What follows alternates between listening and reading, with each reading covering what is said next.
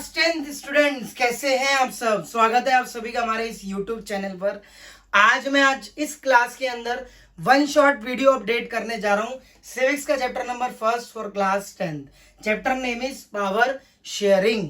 Power को कैसे share किया जाता है इन दी गवर्नमेंट, इस चैप्टर में हम ये डिस्कस करने वाले हैं। And what we are going to study in this chapter, क्या क्या हम इस चैप्टर के अंदर पढ़ने जा रहे हैं। तो टॉपिक्स बी कवर्ड, कौन कौन से टॉपिक्स हम कवर्ड करेंगे। फर्स्ट टॉपिक पे हम देखेंगे what is the meaning of power sharing. Second topic पे हम देखेंगे वर्ल्ड के अंदर कंट्रीज के एग्जांपल से बेल्जियम का एथनिक कंपोजिशन क्या था, श्रीलंका का एथनिक कंपोजिशन क्या था, and after accommodation of Belgium and after why power sharing is desirable. At the and हम देखेंगे फॉर्म्स ऑफ पावर शेयरिंग। तो घबराइए मत, ये फुल चैप्टर वीडियो नहीं है, ये शॉर्ट वीडियो है जिसमें हम only for knowledge for gaining, knowledge gain हो आपकी और आप घर बैठे ही एक ट्रिक जान पाए इस चैप्टर से रिलेटेड। और ये वीडियो सिर्फ उन स्टूडेंट के लिए है जो ऑलरेडी चैप्टर को कवर्ड कर चुके हैं। तो बस सुनते जाइए और अच्छे से समझिए। चैप्टर का नाम है पावर शेयरिंग। पावर को किस लेवल पे शेयर किया जाता है इन दी गवर्नमेंट, गवर्नमेंट के अंदर हम ये देखेंगे। तो सबसे पहले what is the meaning of power sharing, क्या मतलब है पावर शेयरिंग का, अर्थ क्या है पावर शेयरिंग का। तो power sharing among the three organs of state that is legislature, executive, judiciary. Power को हम तीन ऑर्गेन्स ऑफ गवर्नमेंट के बेसिस पे शेयर करते हैं, right, such as legislature, executive, judiciary. तो कई बार बच्चे कंफ्यूज हो जाते हैं कि पावर सर कैसे शेयर की जाती है। वैसे तो मैं आपको एक एग्जांपल देता हूं। पावर को हम बोथ लेवल पर शेयर करते हैं। Sir what is the both level, क्या है बोथ लेवल। तो सबसे पहले हम देखेंगे vertical level. Vertical means straight lines. सभी बच्चे मैथमेटिक्स में बहुत अच्छे हैं। वर्टिकल का मतलब होता है vertical level forms of power sharing, जिसमें हम central government, state government, local government को देखते हैं। अब हम देखेंगे horizontal level of government. Sir ये it is also forms of power sharing.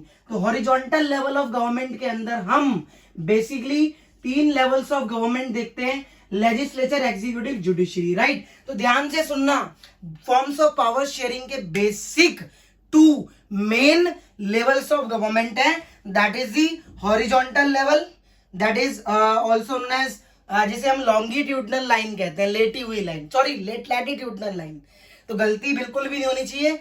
This is the Y axis, X axis, ऐसे आप समझ सकते हैं। और वर्टिकल लेवल ऑफ गवर्नमेंट में हम सेंट्रल, स्टेट, लोकल तीन गवर्नमेंट के ऑर्गन्स देखते हैं। Sir what is the central government. Central government वो गवर्नमेंट होती है जो पूरे केंद्र के लिए काम करती है, पूरे नेशन के लिए काम करती है। स्टेट गवर्नमेंट वो गवर्नमेंट होती है जो ओनली फॉर वन स्टेट के लिए वर्क करे। बट एग्जैक्टली यहाँ तीनों लेवल में पावर को बांट दिया जाएगा। तो that is the meaning of power sharing. और पावर शेयरिंग इंडिपेंडेंट कंट्री में बहुत कंपलसरी होती है एंड डेमोक्रेटिक कंट्री में तो होती ही है, because democracy is form of government. Government की फॉर्म पावर शेयरिंग के बेसिस पे देखी जाती है। बिकॉज अगर हम इंडिपेंडेंट कंट्री में पावर को शेयर नहीं करेंगे तो कैसे पता चलेगा ये हेल्थ मिनिस्टर या एजुकेशन मिनिस्टर है, राइट। तो एग्जाम्पल बहुत खड़े हैं, आप सभी जानते हैं। हमारे साथ एसएसटी के अंदर अगर ज्वाइन होना चाह रहे हैं, कोई भी न्यू स्टूडेंट है या कोई भी ओल्ड स्टूडेंट जो हमसे ऑलरेडी पढ़ता हुआ आ रहा है, वो इस चीज को बहुत अच्छे से समझ पाएगा कि हमारे यहाँ बहुत बढ़िया लेवल पर, बहुत अच्छी क्वालिटी पर 10th क्लास के अंदर ऑल सब्जेक्ट पढ़ाए जाते हैं अरिहंत इंस्टीट्यूट में। सो टॉपिक स्टार्ट करते हैं गाइस। Belgium and Sri Lanka. तो सबसे पहले हम कवर्ड करेंगे एथनिक कंपोजिशन ऑफ बेल्जियम। सबसे पहले हम क्या देखेंगे guys, ethnic composition of Belgium. तो देखिए गाइस, वर्ल्ड में कुछ कंट्रीज ऐसी भी हैं जहां पर पावर नहीं शेयर की जा रही है, ठीक से इक्विटेबल रिप्रेजेंटेशन नहीं देखा जा रहा है, चाहे वो सेंट्रल लेवल हो, स्टेट लेवल हो। फॉर एग्जाम्पल, मैं जानता हूं आप एग्जाम्पल सुनना चाह रहे हैं। तो सबसे पहला एग्जाम्पल बनता है बेल्जियम का, जहां पर बेल्जियम में पहले हम देखेंगे एथनिक कंपोजिशन ग्रुप्स क्या थे। फिर दूसरा एग्जाम्पल बनता है श्रीलंका का। तो एक फ्लो चार्ट बनाऊंगा छोटा सा। तो देखिए इन बोथ कंट्रीज के अंदर पावर को शेयर नहीं किया जा रहा था पहले, बिकॉज बहुत ज्यादा एथनिक ग्रुप्स यहाँ पर डिवाइड थे और अपने आप में मेजोरिटी पीपल कहते हैं हमारे पास पावर है, माइनॉरिटी कहते हैं हम बैकग्राउंड से रिच भी है और पावरफुल भी है। तो ऐसे बहुत सारे एथनिक कॉन्फ्लिक्ट देखने को मिल रहे थे। तो देखिए इंडिपेंडेंसी जब कोई कंट्री गेन कर जाती है तो ऑब्वियसली वो पावर को शेयर करना बहुत जरूरी है। अगर वो पावर नहीं शेयर करेंगे तो आप सोचो यस या नो। अगर सरकार बनती है और वो सरकार के बीच गवर्नमेंट अगर बनाई जाती है तो पावर अगर नहीं शेयर करेंगे तो सोचो, घर बैठे ही सोचो। ध्यान से सुनना, Belgium, Sri Lanka. Sir Belgium is a federal state, sir बहुत पहले भी पढ़ लिया था हमने, बट यहां पर आपको एक कंट्री के एग्जांपल से एथनिक कंपोजिशन ग्रुप्स को क्लियर करना है, कॉन्सेप्ट क्लैरिटी पर फोकस करना सभी।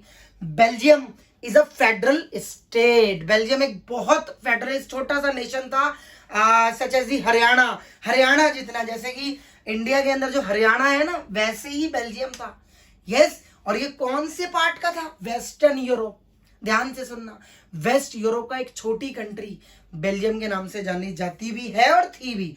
It is smaller in area than the state of Haryana जितना था Belgium. It's has border with the Netherland, France, Germany, Luxembourg. 1 marker question बनेगा। बेल्जियम के बॉर्डर किस किस से टच हो रहे थे?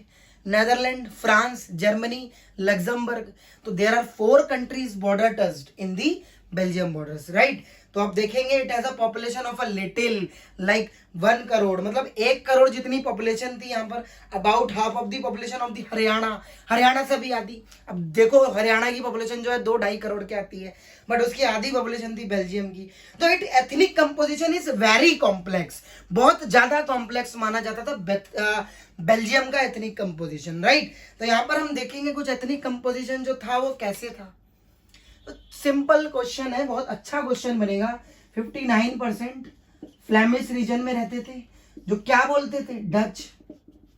40% फ्रेंच बोलते थे, बट रीजन कौन सा था? वेलोनिया। तो 1-1 मार्कर क्वेश्चन बन जाते हैं। वेलोनिया रीजन में फ्रेंच पीपल रहते थे, फ्लैमिश रीजन में डच पीपल रहते थे, बट मेजोरिटी किसकी थी? डच की। बट अगर मैं कैपिटल की बात करूं, बेल्जियम के अंदर ही कैपिटल थी ब्रुसेल, वहां पर अपोजिट था, वहां पर फ्रेंच पीपल 80% एंड 20% डच। उल्टा हो गया तो वही कन्फ्लिक्ट में कन्वर्ट हो जाता है, क्योंकि वो कैपिटल में भाई जो मेजोरिटी में कंट्री में बैठे हैं वहां माइनॉरिटी में है, और जो वहां मेजोरिटी में कैपिटल में बैठे हैं वहां कंट्री में मेजोरिटी में है, राइट। तो ये कॉन्सेप्ट है आपको, आई होप, मुझे लग रहा है बहुत तेज न्यू स्टूडेंट बिल्कुल भी नहीं सुन रहे हैं तो सुन ले, मना नहीं है, लेकिन जो ऑलरेडी चैप्टर को कवर कर चुके हैं उनके लिए वो बहुत इंपॉर्टेंट लेक्चर होने वाला है आज का, ठीक है। चलिए, बेल्जियम इज क्लियर। तो बेल्जियम के अंदर ethnic composition, ethnic struggle, conflict बहुत सारे चले दोनों कम्युनिटीज के बीच, डच और फ्रेंच, ठीक है गाइस। इस तरीके से बेल्जियम ने हमने एथनिक कंपोजिशन को देखा। अब मैं अगर श्रीलंका की बात करूं तो श्रीलंका के अंदर मेजर आप समझ सकते हैं, सबसे पहले सिन्हाला मेजॉरिटी में थे, 74% सिन्हाला कम्युनिटी, 18% इंडियन तमिल और श्रीलंकन तमिल मिक्स थे, बट 18 में से 13% श्रीलंकन तमिल थे और 5% इंडियन तमिल थे, राइट। तो इस तरीके से श्रीलंका का एथनिक कंपोजिशन ग्रुप्स था।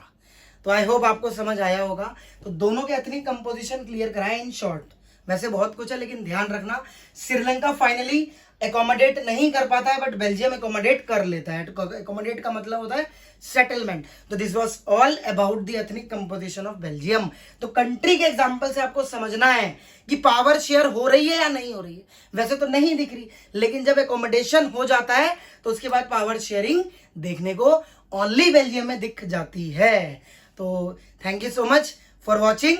बाकी शेयर करिए, लाइक्स करिए और दबा के सब्सक्राइब करिए। फुल चैप्टर कमिंग सून, बहुत जल्द हमारा वेरी स्लोली फुल चैप्टर भी आने वाला है। Thank you.